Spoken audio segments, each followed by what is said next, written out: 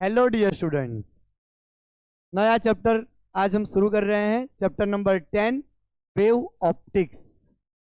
Wave optics का पहले हम यहाँ पे इंट्रोडक्शन जानेंगे, उसके बाद हम अपना पहला टॉपिक हाइगेंस प्रिंसिपल स्टार्ट करेंगे। फ्रेंड्स, आपको लग रहा होगा कि रे ऑप्टिक्स पढ़ने के बाद वेव ऑप्टिक्स की ज़रूरत क्यों पड़ती है। तो यहाँ पे जो लाइट प्रोपोगेट करती है, राइट, यहाँ पे हम लर्न करेंगे कि वेव कैसे प्रोपोगेट करता है। रे ऑप्टिक्स में हमने पूरा रे के जरिए कैसे ज्योमेट्री बनती है, कैसे डायग्राम्स बनते हैं, इमेजेस बनती है। यहाँ पे हम लर्न करने वाले हैं कि लाइट को अगर हम वेव नेचर मान लें तो वेव नेचर के जरिए हम reflection, refraction, polarisation, interference and diffraction कैसे यहाँ पे डिस्कस कर सकते हैं। तो सारी बातें हम यहाँ पे डिस्कस करेंगे, राइट। तो आपको आइडिया आएगा कि दोनों में डिफरेंस क्या है, रे ऑप्टिक्स में और वेव ऑप्टिक्स में अंतर क्या है, और वेव ऑप्टिक्स की हमें रिक्वायरमेंट क्यों आन पड़ी। पहले हम यहाँ पे डिस्कस करते हैं थोड़ा इंट्रोडक्शन। तो स्टार्ट करता हूँ मैं चैप्टर का टाइटल लगाकर।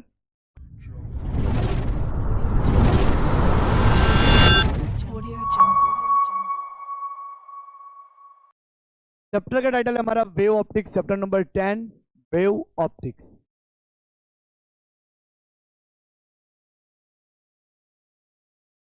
फ्रेंड्स, यहाँ पे 1637 में डिस्कार्टेस नाम के एक साइंटिस्ट ने बताया कि जो लाइट है वो कॉर्पस्कल है, यानी कि पार्टिकल्स है, राइट।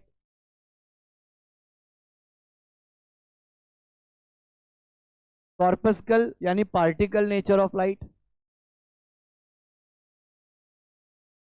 उन्होंने लाइट को पार्टिकल कंसिडर करा और उन्होंने प्रैक्टिकल करके बताया कि जब वो रिफ्रैक्ट करता है पार्टिकल फॉर्म में, जब वो रिफ्रैक्ट करेगा तो दूसरे मीडियम में उसकी स्पीड कम होगी, स्पीड उसकी रिड्यूस होगी, राइट। तो इस थियरी को फर्दर न्यूटन ने डेवलप किया और उसको बोला कॉर्पस्कुलर मॉडल। कॉर्पस्कुलर मॉडल बोला। कॉर्पस्कुलर मॉडल यानी कि कॉर्पस्कुलर मतलब tiny particles, tiny particle. Newton ने भी इस थियरी को प्रमोट करा और डेवलप करके अपनी बुक ऑप्टिक्स में उसको पब्लिश करा, राइट। तो न्यूटन की अथॉरिटी इतनी थी कि सबने ऐसा मान लिया कि जो लाइट है वो पार्टिकल नेचर कैरी करता है और पार्टिकल के फॉर्म में रिफ्लेक्ट करता है। और डिस्कार्टेस ने यह भी बताया था कि जब एक मीडियम से दूसरे मीडियम में लाइट ट्रेवल करता है तो स्पीड इंक्रीज करती है। उन्होंने बताया कि स्पीड क्या करेगी, इंक्रीज करेगी। इसके बाद दूसरे साइंटिस्ट ने भी बहुत सारे ऑब्जर्वेशन लेने स्टार्ट करे। तो 1678 में डच फिजिसिस्ट क्रिश्चियन हाइगेंस ने बोला कि लाइट तो वेव नेचर कैरी करता है। उन्होंने लाइट को वेव नेचर करके ट्रीट करा। फ्रेंड्स, यहाँ पे डिस्कार्ट्स और न्यूटन ने, आइजैक न्यूटन ने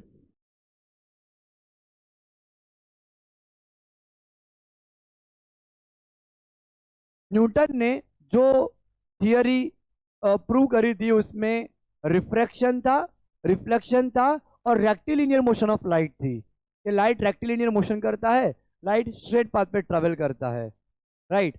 तो ये मेजर बातें उन्होंने बताई थी कि रिफ्लेक्शन भी करती है लाइट, अगर हम उसको कॉर्पस्कल ले यानी कि पार्टिकल नेचर माने, रिफ्रैक्शन भी करती है और रेक्टिलिनियर मोशन उन्होंने क्या करा कि उसको प्रूव करके दिखाया कि लाइट रेक्टिलिनियर मोशन परफॉर्म करती है। इसके बाद 1678 में हाइगेंस ने ये बताया कि जो लाइट है वो तो वेव नेचर कैरी करता है। उन्होंने लाइट को वेव नेचर लिया,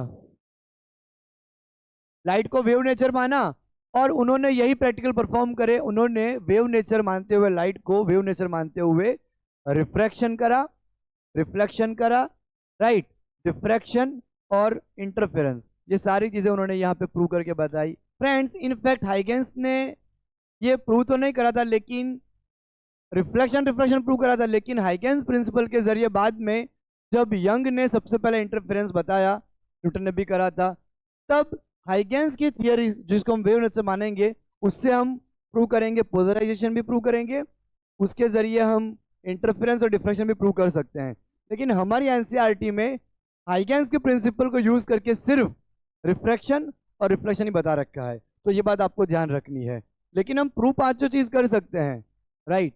यानी कि वेव नेचर को मानते हुए हम ये सारी चीज़ें प्रूव उसको कर सकते हैं।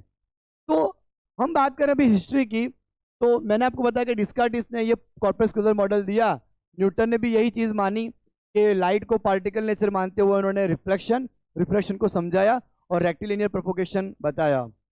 और उन्होंने ये भी बोला डिस्कार्टिस ने कि जब लाइट एक मीडियम से दूसरे मीडियम में आएगी तो उसकी स्पीड बढ़ेगी, राइट, ये चीज़ उन्होंने बोली। उसके बाद मैंने बोला आपको कि 1678 में हाइगेंस ने परफॉर्म करा रिफ्लेक्शन और रिफ्लेक्शन प्रूव करा अपने थियरी से। बाद में पता चला कि उससे हम इंटरफेरेंस, पोलराइजेशन और रिफ्लेक्शन भी प्रूव कर सकते हैं। तो ये चीज़ अभी तक हमने देखी। फ्रेंड्स, इसका सबसे पहले प्रूफ आया 1801 में, जब 1801 में थॉमस यंग ने इंटरफेरेंस प्रूव करा। इंटरफेरेंस क्या है वो पूरा हम डिटेल में जानेंगे।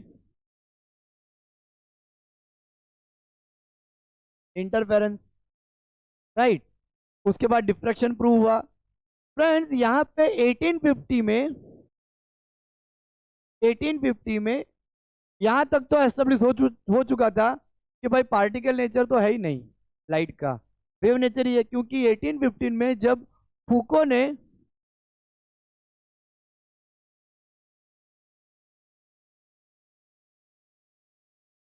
ने एक्सपेरिमेंट करा, तब उन्होंने ये ऑब्जर्व करा कि लाइट जब एयर में से वाटर में ट्रेवल करती है तो उसकी स्पीड डिक्रीज होती है, ना कि इंक्रीज होती है, जो कि डेस्कार्टिस के थियरी से अपोजिट था, राइट। और उन्होंने बताया प्रैक्टिकल करके, एक्सपेरिमेंट करके 1850 में कि लाइट जब एयर से वाटर में जाएगी तो उसकी स्पीड कम होगी, राइट।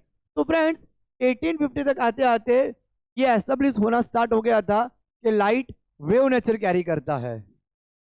और उसके बाद जेम्स क्लर्क मैक्सवेल ने ये बताया, एक दिक्कत आ रही थी ये कि अगर लाइट को मीडियम रिक्वायर्ड नहीं होता तो वैक्यूम में कैसे ट्रैवल करके आ सकता है, राइट। अगर लाइट को मीडियम चाहिए ही तो बाहर तो वैक्यूम होता है। तो उसके बाद मैक्सवेल ने बताया जो लाइट है वो ट्रांसवर्स नेचर कैरी करता है, उसको कोई मीडियम की रिक्वायर्ड नहीं होती, राइट। मैक्सवेल ने बताया कि लाइट जो है वो इलेक्ट्रोमैग्नेटिक वेव का बना है। उन्होंने इलेक्ट्रिसिटी और मैग्नेटिज्म के सारे वहाँ पे फंडा लगाए, सारे इक्वेशंस लगाए, और इक्वेशन का यूज़ करते हुए उन्होंने पता करा कि लाइट की जो स्पीड है वो 3×8 जितनी ही इलेक्ट्रोमैग्नेटिक वेव की भी होती है, और लाइट ही इलेक्ट्रोमैग्नेटिक वेव है। यानी जो लाइट है वो changing of electric field and magnetic field carry करती है और एनर्जी कैरी करती है। तो मैक्सवेल ने प्रूव करके दिखाया कि जो लाइट है वो इलेक्ट्रोमैग्नेटिक वेव ही है और उसको कोई मीडियम की रिक्वायरमेंट नहीं होती, वो नॉन मैकेनिकल वेव है, विदाउट मीडियम भी ट्रैवल कर सकते हैं। तो यहाँ तक 1850 18 सेंचुरी तक आते आते ये प्रूव हो चुका था कि लाइट एक वेव नेचर कैरी करता है।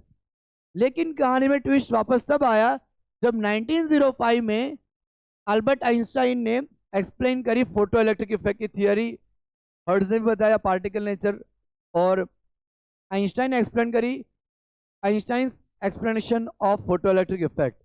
उन्होंने वापस प्रूव करा कि फोटो इलेक्ट्रिक इफेक्ट तो लाइट नेचर, वेव नेचर से प्रूव नहीं होता, लेकिन पार्टिकल नेचर से प्रूव होता है, राइट। उसके बाद कॉम्पटन इफेक्ट भी पार्टिकल नेचर से प्रूव हुई।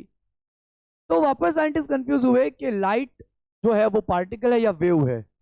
उसके बाद कंक्लूजन निकला कि जो लाइट है वो वेव नेचर भी कैरी करता है और पार्टिकल नेचर भी कैरी करता है, ड्यूल रोल है, जिसमें बहुत सारे एक्सपेरिमेंट हम यहाँ पे वेव नेचर से कैरी कर सकते हैं, लेकिन कॉम्पटन इफेक्ट और फोटो इलेक्ट्रिक इफेक्ट के लिए हमें उसको पार्टिकल नेचर मानना पड़ता है, राइट। तो यहाँ तक मैंने आपको थोड़ा आइडिया दिया कि कौन से साइंटिस्ट ने किस तरह से कंट्रीब्यूट किया था और किस तरह से हमारा वेव नेचर जो है वो एस्टेब्लिश हुआ था, राइट।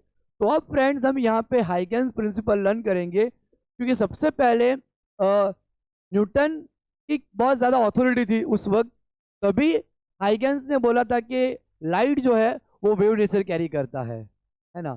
तो लाइट किस तरह से यहाँ पे प्रोपोगेट करता है वेव के जरिए, वो हम यहाँ पे समझने की ट्राई करेंगे। तो हम स्टार्ट करते हैं हाइगेन्स प्रिंसिपल। हाइगेन्स प्रिंसिपल स्टार्ट करने से पहले मैं आपको यहाँ पे एक्सप्लेन करूंगा कि वेव फ्रंट क्या होता है, बिकॉज सारी जो कहानी है वो आपको वेव फ्रंट से ही समझ में आएगी, राइट। तो मैं इसको मिटा देता हूं और हम स्टार्ट करते हैं हाइगेन्स प्रिंसिपल। फ्रेंड्स, हम यहाँ पे स्टार्ट करते हैं हाइगेन्स प्रिंसिपल। हाइगेन्स प्रिंसिपल समझने से पहले हमें वेव फ्रंट क्या है उसकी आइडिया होनी चाहिए। तो पहले हम बात करेंगे वेव फ्रंट क्या है। वेव फ्रंट, तो मैं आपको एक आइडिया देता हूँ। सबसे पहले हमें फेज पता होना चाहिए, फेज क्या चीज़ है, तब हमें वेव फ्रंट भी आइडिया आएगा। अब फेज क्या चीज़ है, मान लो कि वेव हमारा ट्रैवल कर रहा है इस तरह से, राइट।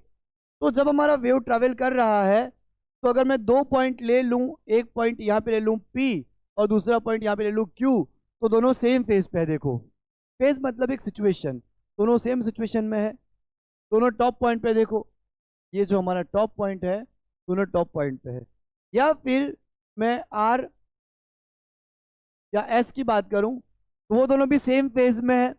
अब देखो, एक R यहाँ पे नीचे उतरते वक्त R पॉइंट आया, तो S पॉइंट भी नीचे उतरते वक्त आया और पोजीशन भी उसकी सेम रही। देखो, R R।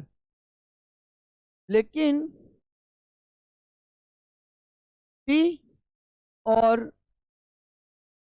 अगर T और R की बात करें, तो वो दोनों सेम फेज में नहीं है, क्योंकि T जो है वो ऊपर चढ़ते वक्त आया पॉइंट और R नीचे उतरते वक्त आया। सेम फेज में तभी होते हैं जब दोनों की सिचुएशन एग्जैक्टली सेम हो, राइट। तो यहाँ पे फेज यानी उसकी सिचुएशन कहाँ पे है, सिचुएशन क्या है, राइट। फिर आता है एक फेज डिफरेंस। तो फेज डिफरेंस को आपको पता ही होगा, मैंने आपको चैप्टर 7 में बताया था, ओनली इंडक्टर सर्किट में, ओनली कैपेसिटर सर्किट में, एलसीआर सर्किट में। तो यहाँ पे मान लो हमारे पास दो फंक्शन है, एक फंक्शन का हमारा वेव इस तरह से ट्रैवल कर रहा है और दूसरे फंक्शन का वेव मान लो इस तरह से ट्रैवल कर रहा है, राइट। अब आप देखो कि ऊपर वाला जो वेव है वो हमारा 0 से स्टार्ट करा, यहाँ पे π/2 है, यहाँ पे पाई है, राइट। तो नीचे वाला जो वेव है, ऊपर वाला वेव हमारा पहले ऊपर जा रहा है। देखो आप, पहले ऊपर गया, फिर 0 हुआ, फिर डाउनवर्ड गया, फिर वापस 0, फिर अपवर्ड गया। जबकि नीचे वाला जो वेव है वो कुछ अलग ही तरीके से स्टार्ट करा, पहले नीचे से स्टार्ट करा। तो हम ऐसा मान सकते हैं कि ऐसी सिचुएशन कब आ रही है, यहाँ पे 0, π/2 और पाई पे ऐसी सिचुएशन आ रही है, राइट। तो हम ऐसा बोल सकते हैं कि ये जो वेव है और ये जो वेव है, यहाँ से दोनों सेम फेज में हैं, यहाँ से दोनों सेम फेज में है। यहाँ से ऐसा बोल सकता हूँ कि ये और ये फेज में है, लेकिन पूरा वेव मुझे लेना हो तो मैं ऐसा बोल सकता हूँ कि ये जो वेव है वो पाई जितना पहले आगे है ऐसा मान लो, या पीछे ऐसा मान लो, इसने आगे ऐसा खत्म कर दिया होगा, सिचुएशन के ऊपर डिपेंड करता है, राइट। तो हम ऐसा मान सकते हैं कि ये जो वेव है, ये जो वेव है वो पाई जितना पीछे है, राइट, या ये वेव पाई जितना आगे है। तो दोनों का जो डिफरेंस आया π-0, अगर मैं यहाँ से ओरिजिन लेता हूँ, मान लो इतना उसने कवर कर लिया, तो दोनों को यहाँ से कंपेयर करता हूँ, तो ये पाई, ये -0, तो मैं इसको आगे मानूंगा, राइट। तो दोनों के में डिफरेंस जो आ रहा है, राइट, उसको हम बोलते हैं फेज डिफरेंस। वो हमारा यहाँ पे फेज डिफरेंस कहलाएगा। तो आपको फेज क्या है वो समझना है ना। तो ये फेज हम मिटा देते हैं और अब हम आगे बढ़ते हैं वेव फ्रंट की तरफ। मैं आपको यहाँ पे एक्सप्लेन करने की ट्राई करता हूँ कि वेव फ्रंट क्या है। हम क्या करते हैं फ्रेंड्स, मान लो कि एक दीवार है, हमारे पास एक वॉल है यहाँ पे, ये रही। मैं आपको 3D चीज 2D में दिखाने की ट्राई कर रहा हूँ, इसलिए आप समझना। वॉल पे आपने 4 हुक लगा रखे हैं, हम यहाँ पे 4 हुक लगा देंगे इस तरह से, राइट। ये हमारे हुक लगा रखे हैं इस तरह से, 2 ऊपर 2 नीचे इस तरह से हैं। लेकिन यहाँ आपको सब एक ऐसा लग रहा होगा कि ऊपर नीचे ऐसा है, लेकिन ऐसा नहीं है। ये आपकी वॉल है फ्रंट साइड से, तो 2 हुक यहाँ पे है और 2 हुक यहाँ पे है, और चारों हुक पे हमने स्ट्रिंग बांध रखी है। देखो इस तरह से हमने स्ट्रिंग को बांध रखा है।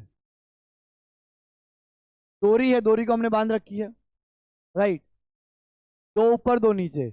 अब चारों को अगर मैं एक इक्वल एनर्जी प्रोवाइड करूं, दो को मैं पकड़ूंगा, दो को मेरे कलीग को पकड़ाऊंगा, फिर अगर चारों को हम इक्वल एनर्जी प्रोवाइड करेंगे तो वो पल्स क्रिएट करेगा इस तरह से।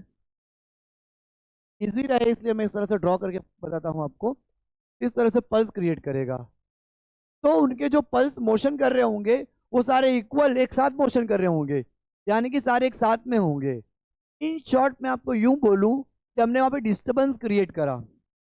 डिस्टर्बेंस मोशन कर रहा है, एनर्जी मोशन कर रही है। तो हमने जो disturbance, string is a medium, तो हमने जो डिस्टर्बेंस क्रिएट करा है वो चारों को अगर हमने इक्वल डिस्टर्बेंस क्रिएट करा है, इक्वल एनर्जी प्रोवाइड करी है, तो चारों एक साथ में ट्रैवल कर रहे होंगे, राइट।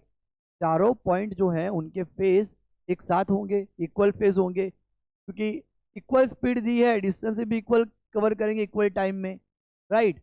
तो अभी ये जो पूरा मैं यहाँ पे चारों फेज को ऐसे इस तरह से जोड़ दूं तो हमें मिलेगा एक पूरा प्लेन। ये जो प्लेन मिलेगा उसको हम बोलेंगे वेव फ्रंट। ये प्लेन वेव फ्रंट है हमारा। ये जो पूरा हमारा मिलेगा उसको हम बोलेंगे वेव फ्रंट। ये हमारा वेव फ्रंट होगा, राइट। थोड़े टाइम बाद अगर हम ऑब्जर्व करेंगे तो वो यहाँ आ चुका होगा और इक्वल फेज में होगा। ये सारे जो आपको फेज दिख रहे हैं, डिस्टर्बेंस दिख रहे हैं, वो एक साथ में होंगे, इस तरह से पूरे फ्रेम में होंगे। हर एक कोना उनका साथ में ट्रेवल कर रहा होगा, पूरी बाउंड्री एक साथ में ट्रेवल कर रही होगी। तो फ्रेंड्स जो पूरी बाउंड्री एक साथ में ट्रेवल कर रही है वही हमारा यहाँ पे वेव फ्रंट कहलाएगा। तो ये पूरा हमारा यहाँ पे वेव फ्रंट कहलाएगा। तो आई होप आपको क्लियर हुआ होगा कि वेव फ्रंट क्या है, राइट। आइए हम और थोड़ा समझते हैं उसको। मान लो एक काम पूल ऑफ वाटर है। अब काम पूल ऑफ वाटर में या एक शांत से स्टील वाटर के तालाब में, अगर तालाब तो स्टील वाटर का ही होता है, उसमें हम पत्थर डाल दें, स्टोन जस्ट ड्रॉप कर दें, तो जैसे ही स्टोन ड्रॉप होगा तो आपको क्या दिखेगी, इस तरह से डिस्टर्बेंस क्रिएट होगा। वाटर अब हमारा मीडियम है, उसकी जो बूंदे हैं, उसकी जो एनर्जी है, एनर्जी उसको जो मिली, सॉरी, तो वो क्या करेगी, पार्टिकल उसके अप एंड डाउन करेंगे इस तरह से, एनर्जी आगे चली जाएगी, पार्टिकल एक तरह पे क्या करेंगे, मूवमेंट करेंगे। तो मान लो कि यहाँ पे मैंने स्टोन को जस्ट रिलीज करा, तो इस तरह से पूरा यहाँ पे क्या होगा, डिस्टर्बेंस क्रिएट होगा और हमारे इस तरह से वेव क्रिएट होंगे। इस तरह से देखो, हर डायरेक्शन में हमारे वेव ट्रैवल करेंगे, हर डायरेक्शन में इस तरह से। तो ये जो है हमारा पूरा, ये एक वेव फ्रंट है। ये जो डिस्टर्बेंस है वो इक्वल फेज में अप एंड डाउन करेंगे। जिस तरफ हमारा पार्टिकल मैक्सिमम डिस्प्लेसमेंट पे होगा वो हमारा क्रेस्ट कहलाएगा, और एक तरफ जिस डाउनवर्ड जाते वक्त मैक्सिमम डिस्प्लेसमेंट करेगा वो हमारा ट्रफ कहलाएगा, राइट। तो सारे particles, this all are called locus of points, this all are called locus of points. ये सारे हमारे पॉइंट लोकस ऑफ पॉइंट्स कहलाएंगे। And all this locus of points are in equal phase and this is called a wave front. ये सारे हमारे locus of points जो रहेंगे वो ऑसिलेट करेंगे। The locus of points are oscillating और vibrating in a same phase, that is called a wave front. All locus points are vibrating or oscillating in a same phase, that is called a wave front। उसको हम wave front बोलेंगे, right. और जो speed से wave front spread हो रहे होंगे उसको हम बोलेंगे वेव स्पीड, उसको हम यहाँ पे वेव स्पीड बोलेंगे, राइट। तो फ्रेंड्स बहुत ही आसानी से आप समझ सकते हो, आप खुद प्रैक्टिकल कर सकते हो कि आप अगर जहाँ पे शांत पानी है, जो बह नहीं रहा, पानी रुका हुआ है, राइट, बाल्टी में भी आप कर सकते हो। अगर आप वहाँ पे छोटा सा एक कोई भी ऑब्जेक्ट डालोगे तो वहाँ पे रिपेल्स क्रिएट होंगे, वेव क्रिएट होगा। तो पूरा सराउंडिंग वेव है, पूरे उसकी बाउंड्री के साथ आपको उसको लेना है, तो उसको हम बोलेंगे वेव फ्रंट। तो उसको हम यहाँ पे वेव फ्रंट बोलेंगे।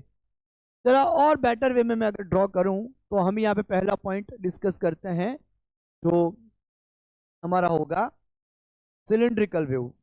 पहले हम यहाँ पे स्फेरिकल वेव देते हैं, spherical wave.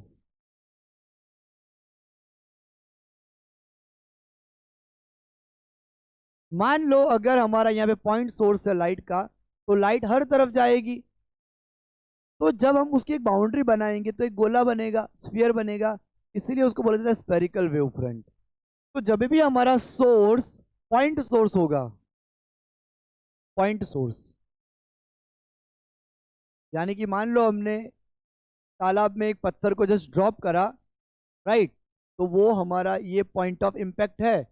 Point of impact से वो इक्वल डिस्टेंस पे हर तरफ, इस तरफ, इस तरफ, इस तरफ, क्योंकि फ्रेंड्स सभी की स्पीड इक्वल होगी, राइट, और टाइम भी इक्वल टाइम में सारे यहीं पे पहुंचेंगे, राइट। तो इसीलिए हम उसको क्या बोलेंगे यहाँ पे, इसीलिए हम यहाँ पे उसको बोलेंगे स्फेरिकल वेव, राइट। अब ये आगे बढ़ेगा और वेव फ्रंट बढ़ते ही जाएंगे। तो ये वेव फ्रंट कैसे जनरेट होते हैं वो हम यहाँ पे लर्न करने वाले हैं हाइगेंस प्रिंसिपल में। उसकी ज्योमेट्री कैसी होगी, t is equal to 0 time से जब हमने उसको ड्रॉप करा, उसने प्लेस करा, पानी के साथ टकराया, उसके बाद जो वो वेव जनरेट कर रहा है, राइट, तो उसकी ज्योमेट्री कैसे बनेगी, कौन से शेप का होगा, ये सारा हम यहाँ पे हाइगेंस प्रिंसिपल में लर्न करेंगे। तो पहला हमारा वेव होगा स्पेरिकल वेव, इस तरह से वो आगे बढ़ता जाएगा, राइट। ये सारे पॉइंट हमारे लोकस ऑफ पॉइंट कहलाएंगे, राइट, जो इक्वल फेज में होंगे।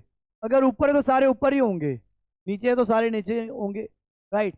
इक्वल फेज में ऑसिलेट करेंगे इस तरह से, राइट। उनका जो ऑसिलेशन ऑफ फेज रहेगा वो इक्वल रहेगा। तो स्फेरिकल वेव हम इसे बोलेंगे जब हमारा सोर्स पॉइंट सोर्स रहेगा और emanating from impact point, impact point से वो जनरेट होंगे सारे और spread out in all directions, आगे पीछे आजू बाजू हर तरफ वो क्या करेंगे, ट्रैवल करेंगे। तो आई होप आपको आइडिया आया होगा। अब फ्रेंड्स दूसरा हमारा होगा सिलिंड्रिकल वेव।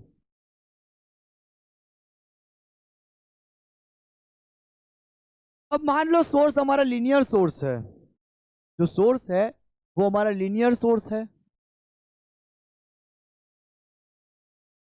अगर हमारा सोर्स लीनियर सोर्स है तो इस तरह से मान लो पॉइंट ऑफ इम्पैक्ट है हमारे, राइट, यहाँ पर हमारे पॉइंट ऑफ इम्पैक्ट है। तो यहाँ से हमारे जनरेट होंगे वेव, इस तरह से जाएंगे, एक बार इस तरफ जाएंगे, इस तरफ जाएंगे, इस तरफ भी जाएंगे, इस तरह से हमारा वेव बनेगा। तो एक बाउंड्री कन्फाइन करेगा, राइट, एक बाउंड्री कन्फाइन करेगा। इस तरफ भी जाएंगे, 3D में होगा ना, ये पूरा स्ट्रक्चर 3D में होगा। तो इस तरफ हमें जो ये बाउंड्री मिलेगी वो पूरी सिलिंड्रिकल बाउंड्री मिलेगी, इस तरफ भी होगा, यहाँ भी होगा, यहाँ भी होगा, राइट, इस तरह से। तो ये हमारा कहलाएगा सिलिंड्रिकल वेव। तो जब भी लीनियर सोर्स होता है तो हमारा सिलिंड्रिकल वेव बनता है, राइट। अब हम बात करते हैं थर्ड, प्लेन वेव की। प्लेन वेव, यहाँ पे हमारा डिस्टर्बेंस से ही सब कुछ होता है। जिस तरह से अभी मैं बोल रहा हूँ और आपको सुनाई दे रहा है, तो यहाँ पे मीडियम है तो उसके पार्टिकल ऑसिलेट करते हुए आ रहे हैं, राइट, पार्टिकल ऑसिलेट करते हैं, मीडियम डिस्टर्ब होता है तो एनर्जी प्रोपोगेट करती है, राइट। खैर जो हमारी लाइट है वो इलेक्ट्रोमैग्नेटिक वेव जो है वो नॉन मैकेनिकल वेव है, एनर्जी इलेक्ट्रोमैग्नेटिक वेव के पास है, राइट। तो लाइट उस तरह से प्रोपोगेट करती है, इलेक्ट्रिकल मैग्नेटिक फील्ड पूरे परपेंडिकुलरली मूव करते हैं, जैसे हमने चैप्टर 8 में पढ़ा। यहाँ पे अगर हमारा सोर्स इनफाइनाइट लीनियर सोर्स है, हमने इनफाइनाइट का मीनिंग सीखा हुआ है, बहुत ही लंबा लीनियर सोर्स हो तो हम उसको इनफाइनाइट बोलेंगे, राइट। तो फिर हमारे जो वेव बनेंगे वो इस तरह से बनेंगे, ये हमारा प्लेन वेव है, प्लेन वेव। या फिर मान लो तालाब बहुत ही बड़ा है, राइट, और उस पर आपने स्टोन गिराया, तो आप बहुत दूर से देखोगे तो आपको ऐसा लग रहा होगा ये प्लेन वेव है। इसका मतलब whenever waves are coming from a finite infinite distance और very long distance, they are considered as a plane wave. अगर कोई भी शेप का वेव हो, अगर बहुत ही लंबी दूरी से आ रहा होगा, राइट, तो उसका शेप कोई भी हो वो आपको ऐसा मालूम पड़ेगा कि जैसे प्लेन वेव है, आपको आइडिया ही नहीं आएगा कैसा वेव है।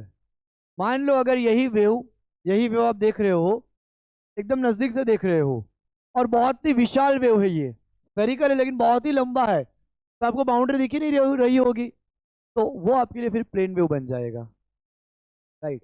तो जो भी लंबी दूरी से आ रहे होते हैं वेव, राइट, तो उसकी बाउंड्री बहुत ही दूर चली जाती है, तो they are regarded as a plane wave.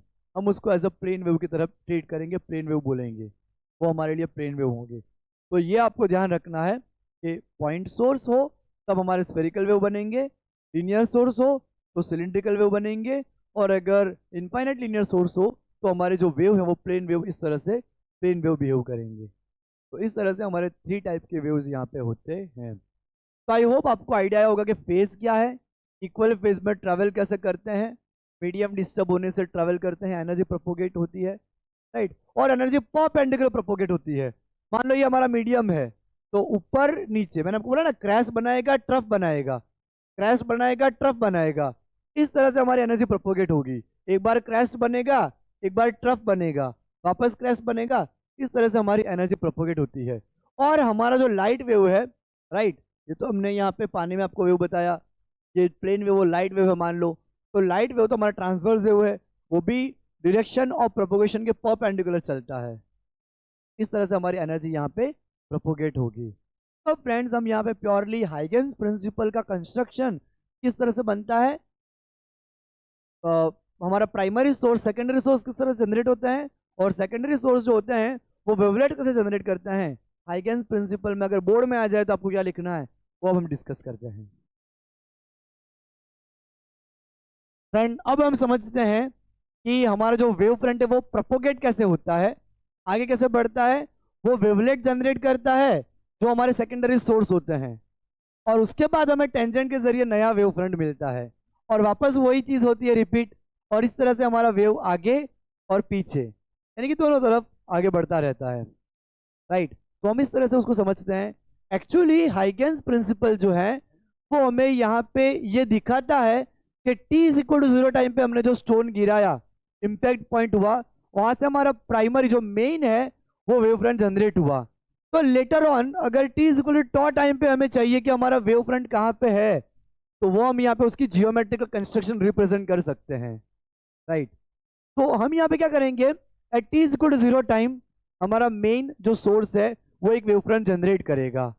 तो जैसे ही हमारा पॉइंट ऑफ इम्पैक्ट मान लो यहाँ पे है, ये t is equal to 0 time पे हमारा एक पॉइंट ऑफ इम्पैक्ट है, उसने एक वेव जनरेट करा, ये हमारा मेन वेव फ्रंट है, राइट, ये हमारा मेन वेव फ्रंट है। t is equal to 0 impact point पे हमारे जो वेव है वो यहाँ पे पॉइंट पहुंचे सारे, लोकस ऑफ पॉइंट है, तो ये जो लोकस ऑफ पॉइंट है सारे उसकी रेडियस भी इक्वल होगी सबकी। तो ये हमारा मेन सोर्स ने जो जनरेट करा है वेव फ्रंट वो वाला वेव फ्रंट है, राइट। अब फ्रेंड्स ये वेव फ्रंट क्या करेगा, पर्टिकुलर पॉइंट पे, पर्टिकुलर पॉइंट से ये क्या करेगा, वेवलेट जनरेट करेगा, इस तरह से वेवलेट जनरेट करेगा।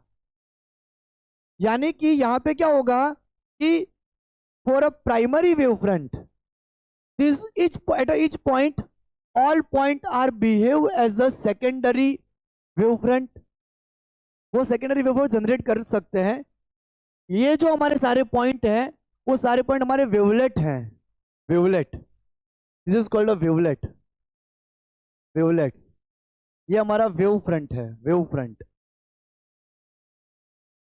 तो ये जो सारे पॉइंट होंगे वो सेकेंडरी डिस्टर्बेंस बिहेव करेंगे, वो सेकेंडरी डिस्टर्बेंस बिहेव करेंगे और वो जनरेट करेंगे वेवलेट्स।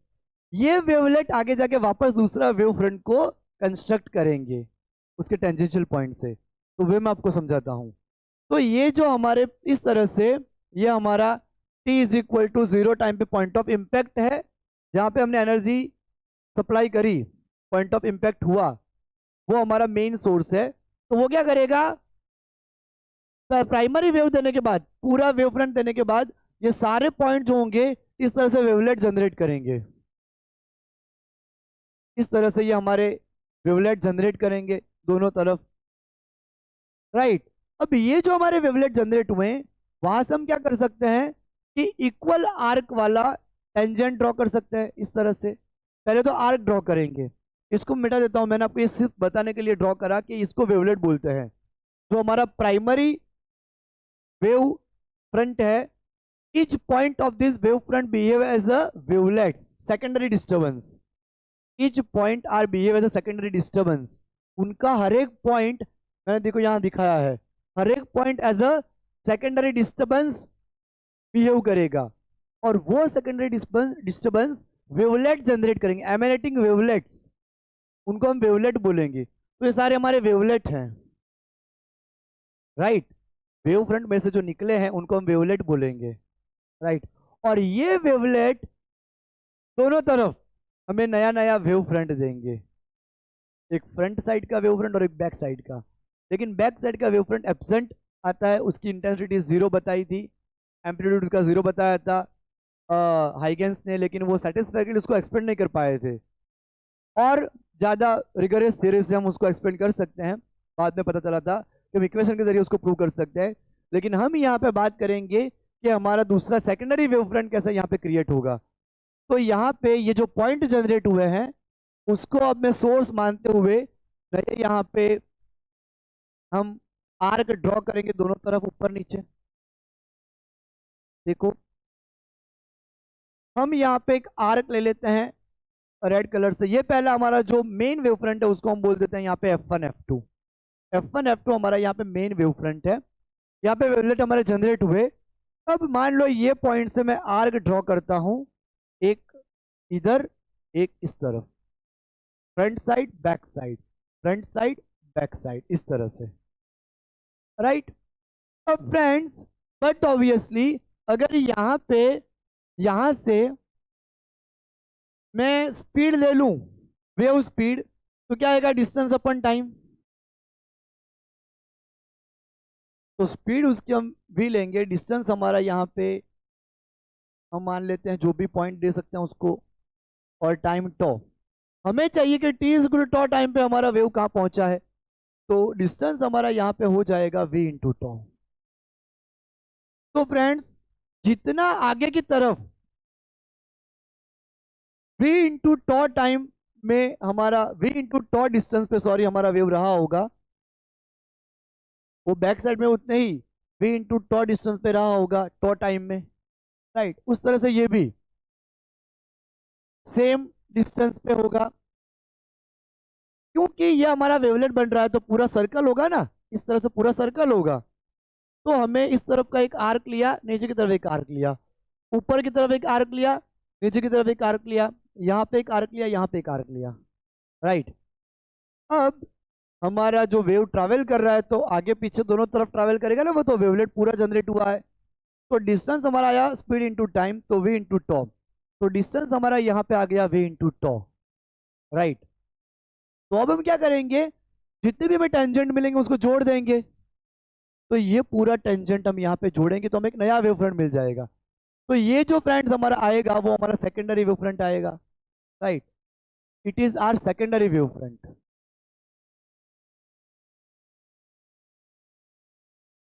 ये हमारे वेवलेट थे, उसमें से नया वेव फ्रंट जनरेट हुआ। उसके बाद ये इसके सारे पॉइंट यहाँ पे क्या करेंगे, सोर्स ऑफ डिस्टर्बेंस बनेंगे, नए वेवलेट क्रिएट करेंगे, वो वेवलेट आगे जाके और वेव को स्प्रेड करेंगे। बस इसी तरह से हम हाइगेंस थियरी के जरिए जियोमेट्रिकल कंस्ट्रक्शन यहाँ पे रिप्रेजेंट कर सकते हैं। आई होप आपको बहुत अच्छे से आइडिया आया होगा। तो ये जो हमारा रेड कलर का बना, जिसको मैं G1 G2 बोल रहा हूँ यहाँ पे, वो हमारा एक नया वेव फ्रंट है। G1 G2 वो हमारा क्या है, एक नया वेव फ्रंट है, राइट। और ये जो बैक साइड हमें मिला उसको भी हम यहाँ पे मिला दें, तो मैं उसको डॉट डॉट लाइन रखूंगा, कव रखूंगा, डॉट डॉट कव, राइट। तो डॉट डॉट कव के जरिए हमें जो मिल रहा है उसको हम यहाँ पे D1 D2 बोल देते हैं, क्योंकि हमारा बैक वेव रहेगा।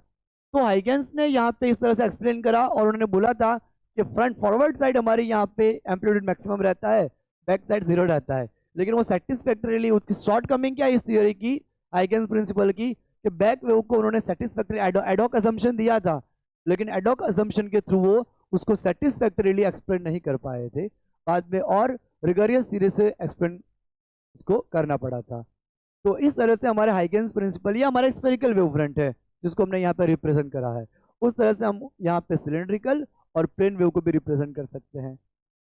फ्रेंड्स यहाँ पे मैंने आपको स्टार्टिंग में जो बताया कि लाइट वेव यहाँ पे रेक्टिलिनियर मोशन करता है, तो यहाँ पे लाइट की वेवलेंथ इतनी छोटी होती है, राइट। हाइगेंस ने बताया कि इस तरह से जो वेव रहेगा हमारा, उसकी वेवलेंथ इतनी छोटी, मान लो आप, इतनी छोटी होती जाएगी वेवलेंथ, इतनी वेवलेंथ छोटी होती जाएगी कि आपको ऐसा लगेगा कि लाइट स्ट्रेट लाइन ही है। इसलिए उसको वेवलेंथ बहुत छोटी होने की वजह से उसको स्ट्रेट लाइन माना गया और रेक्टिलिनियर प्रोपोगेशन माना गया। यानी लाइट जिस तरह से न्यूटन को कैसे आइडिया आया था कि कॉर्पस कलर मॉडल हम यहाँ पे अज्यूम कर सकते हैं, जिस तरह से लाइट रिफ्लेक्शन कर सकती है, उस तरह से अगर कोई बॉल वॉल पे टकराएगा तो बॉल भी क्या करेगा, इस तरह से होके इस तरह से आएगा। तो उन्होंने उसको टाइनी टाइनी पार्टिकल ले लिया लाइट को, राइट। तो मैंने आपको पूरा यहाँ पे डिटेल में एक्सप्लेन करा कि किस तरह से पहले पार्टिकल माना गया, फिर वेव नेचर एस्टेब्लिश हुआ, फिर वापस उसको आइंस्टाइन ने बोला कि पार्टिकल नेचर है, फिर दोनों नेचर को एक्सेप्ट करा गया, राइट। तो अब हमने यहाँ पे लर्न करा है हाइगेंस प्रिंसिपल। अब हाइगेंस प्रिंसिपल लर्न करने के बाद किस तरह से लॉ ऑफ रिफ्लेक्शन और लॉ ऑफ रिफ्रैक्शन हम प्रूव कर सकते हैं, वो हम आने वाले लेक्चर में पढ़ेंगे। तो फ्रेंड्स, बहुत ही पॉजिटिव माइंडसेट के साथ, एनर्जी के साथ आप अपनी प्रिपरेशन करते रहिए, आपका रिजल्ट बहुत ही अच्छा ही होगा। मिलते हैं अपने नए लेक्चर में। Bye everyone.